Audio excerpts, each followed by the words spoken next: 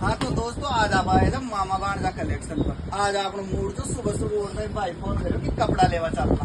तो आप उठे गाड़ी स्टार्ट करिए, कपड़ा लेवा आकर सीधा रात्र मामा भांजा कलेक्शन, जो रात्र की सबसे फेमस दुकान है। और अरे आया तो वास्तव में फेमस दुकान क्यों है, क्योंकि कपड़ा की क्वालिटी इतनी बढ़िया है कि कपड़ा ले लिया देख मस्त मस्त ड्रेस। और आपको व्यवहार व्यवहार की बात ही क्यों कर सका। मैं तो ये देखो आप ही प्यारा बोला है तो मासूम प्यारा बोल रहे। आज बहुत पसंद आया और कपड़ा ले लिया, लो भाई पैक कर दिया।